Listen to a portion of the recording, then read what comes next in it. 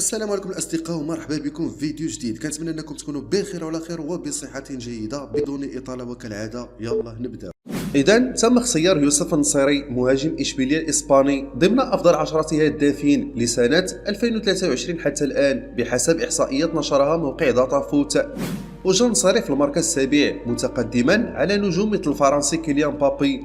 ونشر الموقع تغريده تحتوي على عدد الاهداف اللي سجلها الدولي المغربي هذه السنه واللي وصلت ل 8 ديال الاهداف في 11 مباراه خاضها مع النادي الاندلسي.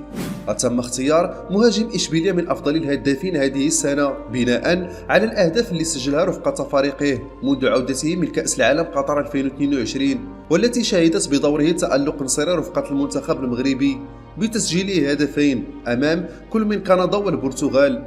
وتحصل مهاجم مانشستر يونايتد ماركوس راشفورد على مركز افضل هداف لسنه 2023 ب 13 هدفا في 14 مباراه خاضها. يليه فيكتور اوسيمين لاعب نابولي الايطالي برصيد 9 اهداف في 9 مباريات.